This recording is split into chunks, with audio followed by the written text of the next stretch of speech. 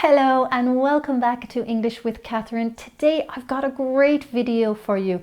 Aujourd'hui, j'ai une vidéo géniale, 10 expressions anglaises pour booster votre anglais. Mais cette vidéo va être en anglais. This video is going to be in English. Mais bien sûr, il y a les sous-titres en français si vous en avez besoin.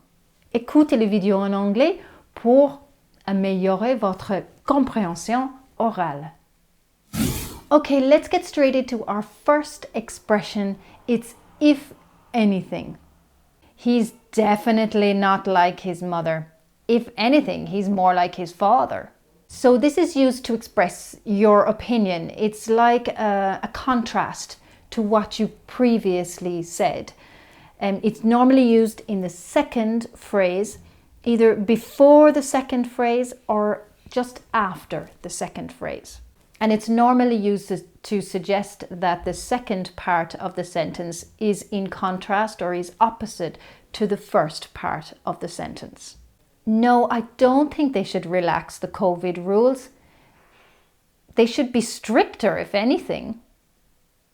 We have too little food for the party. People are going to starve. Relax, will you? If anything, we have too much food. We're going to have plenty left over. And you can also use in fact instead of if anything here, because in fact is often used to introduce a contrasting statement. Okay, the second expression is how are you holding up? It's a question. How are you holding up? And it's a great question to ask someone who's been through the mill. Okay, I've just introduced another expression in my explanation of that expression. To go through the mill.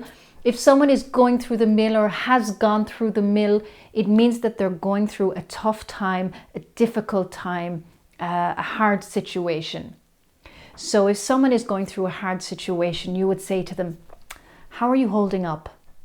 You know, it could be if someone has died, if someone has lost their job, if someone is going through a breakup, all of these things you can say, how are you holding up? Paul told me the bad news about your cancer diagnosis. How are you holding up? You can also use how are you doing or how are you? But the tone has to be just right. How are you doing? How are you? Third expression, water off a duck's back. They can criticize me all they want. It's just like water off a duck's back to me. So this means that negativity, negative comments, criticisms or insults do not affect you. They just slip off you like as if it was water off a duck's back. Really what it means is they don't affect you, they don't get you down, they don't bring you down. The negativity doesn't affect you. We can also use this expression on its own, and it's actually quite powerful just on its own. For example, how did you deal with all that criticism about the clothes you were wearing? Water off a duck's back. The fourth expression, half hoping. When you want something, but you're not really sure if you want it. Or you want something, but you're nearly afraid it's going to happen, or you don't know what to do when it happens. Let me give you some examples to make it a bit clearer. I'm half hoping he won't ask me out because I've got nothing to wear. I was half hoping it would rain today so I would have an excuse not to go running. I was half hoping Trump's farewell speech would have no lies in it whatsoever, just to see how the media would react. Hey guys, if you are liking this video, just click like and don't forget to subscribe because there's so many more videos to come. Expression number 5, fair share of something. He's had his fair share of problems lately. Fair share means a lot or more than enough. The Wallabies rugby team have had their fair share of off-field controversies in recent years. You can also say more than your fair share or more than their fair share. For example, Brad Pitt and Jennifer Aniston have had more than their fair share of media attention since their breakup in 2005. Now you will see fair share used in a more literal way, like Google needs to pay their fair share of tax. This is much more literal in that they need to pay the correct amount or the just amount of tax. It's different to the meaning I expressed in the previous two examples. Expression number 6, different kettle of fish. She can stay for a few days, but a few months, now that's a different kettle of fish.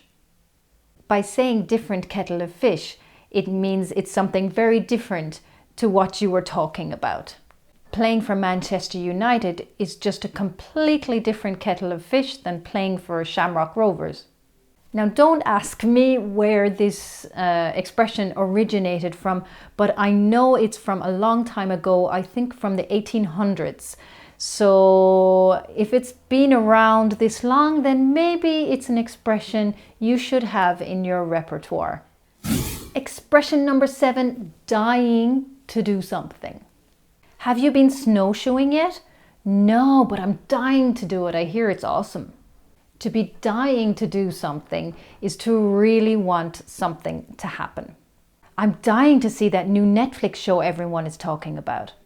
Now, dying obviously is a bit of an exaggeration, but we love to use hyperbole in English. For example, I'm starving, which means I'm going to die if I don't get anything to eat. Or I'm parched, which means I'm going to die if I don't have anything to drink. Or this bag weighs a ton. Does it really weigh a ton?